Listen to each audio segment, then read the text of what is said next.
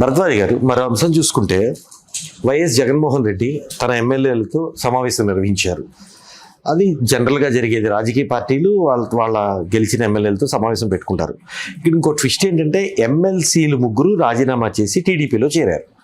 వాళ్ళల్లో మర్రి రాజశేఖర్ గుంటూరు జిల్లాకు సంబంధించిన ఆయన, కర్రి పద్మశ్రీ, మరొకడు బల్లి కళ్యాణ్, ఈ 3 కూడా రాజీనామా చేసి టీడీపీ తీర్థం పుచ్చుకున్నారు. అంటే అంతర్మదనం ఏమన్నా మొదలైందా? ప్రొటెక్ట్ చేసుకుంటంలో భాగంగానే ఆయన ఎమ్మెల్యేలతో సమావేశం నిర్వహించారా? రాజకీయ వ్యాపారం జరుగుతోంది అనేది ముందు నిర్ధారణ అయిపోతే ప్రపంచానికి రాజకీయం కాదు, రాజకీయ వ్యాపారమే జరుగుతోంది.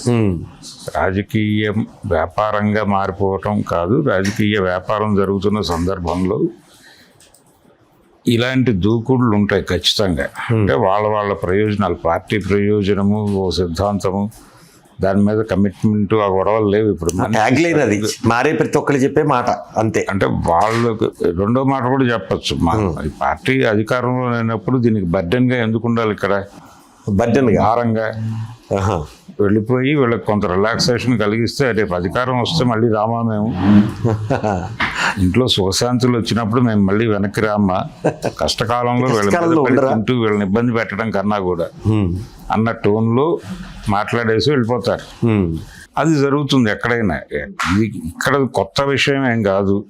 గతంలో అలా వెళ్ళిపోయిన ఎంతమంది లేరు. వైఎస్ రాజశేఖర రెడ్డి గారు బీఆర్ఎస్ వాళ్ళని ఎంతమందిని ఆపరేషన్ అట్రాక్ట్ అనే పేరుతో లోపలికి లాగలేదు. ఆకర్ష, అవును, ఆపరేషన్ ఆకర్ష అనే పేరుతో ఆ వెళ్ళిపోయిన వాళ్ళ మీద కేసు నడిచింది కదా అసెంబ్లీ ముగిసే వరకు.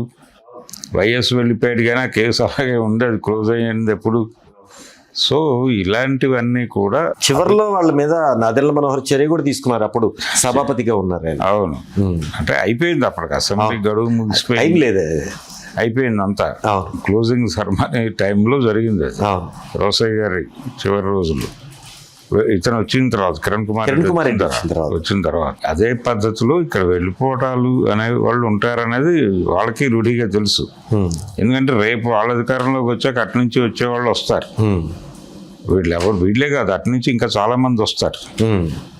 ఒక పార్టీ గెలిచినప్పుడు ఆ పార్టీతో కమిట్ అయి ఉండేటువంటి పరిస్థితి కంటే కూడా వ్యాపారంగా ఎప్పుడైతే మారిపోయిందో వ్యాపార ప్రయోజనాలే ముఖ్యమవుతాయి. జనానికి ఏదో కమిట్మెంట్ ఇచ్చాం, మనం ఈ పార్టీ నుంచి గెలిచాం, ఆ పార్టీతో ట్రావెల్ అవ్వడం కరెక్ట్ కాదు, ప్రజలని వంచడం అవుతుంది అలాంటి అంత ఆదర్శవంతమైనటువంటి అభిప్రాయాలు రాజకీయాలు వాళ్ళలో లేవు. వాళ్ళలో కాదు, అసలు ఆ వ్యవస్థలోనే లేవు. లేని దాన్ని ఆశించి అయ్యయ్యో వీళ్ళ ఇంటగ్రిటీ, వీళ్ళ ఇది ఏమైపోయింది, మరి ఇలా దిగజారిపోయారని మీరు అంటున్నారు. నేను అంటాను, లేదా ఇంకొకరు అంటాడు దిగజారిపోవడం. వాళ్ళు ఎగబాకటంగా భావిస్తారు, దాన్ని అవకాశాన్ని అందిపుచ్చుకుని వెళ్ళటంగా అనుకుంటారు. సో వీళ్ళని ఏదో ప్రొటెక్ట్ చేయాలి అనే ఉద్దేశంతో ఆయన మీటింగ్ పెట్టాడు వీళ్ళతో అని అయితే అనుకోను నేను. కాకపోతే కొంత వాళ్ళకి ధైర్యం చెప్పే ప్రయత్నము, మనం మళ్ళీ అధికారంలోకి వస్తాము, ఇలాంటి అభిప్రాయాలు వాళ్ళకి, అంటే ఒక రెగ్యులర్ ఇంటరాక్షన్ ఉండాలి క్యాడర్తో. జగన్మోహన్ రెడ్డి వైఫల్యాలలో ప్రధానమైన వైఫల్యం ఆయన అధికారంలో ఉండగా ఎవరికి యాక్సెస్ ఇవ్వకపోవడం, ఎవరిని కనీసం మాత్రంగా కూడా కలవకపోవడం, ఎలవ్ చేయకపోవడం. వీటి తాలూకా దుష్పరిణామాలు ఏంటనేది చూసే ప్రాక్టికల్గా. అందుకని కొంచెం కేర్ తీసుకునే మూడ్లో కొంతమందిని కలవటానికి ప్రయత్నం చేస్తున్నాడు ఇప్పుడు కనీసంగా. ఇంతకంటే విస్తృతంగానే కలవాల్సిన అవసరం ఉంది నిజానికి ఆయన కండిషన్కి. కానీ ఏదో మేరకు కదలిక మొదలైంది, కలుస్తున్నాడు. కలిసిన వాళ్ళు ఏదో చెప్తున్నారు, దాన్ని తీసుకుని ఆయన పద్ధతిలో ఆయన అడాప్ట్ చేసుకుని ఏదో చేస్తున్నాడు.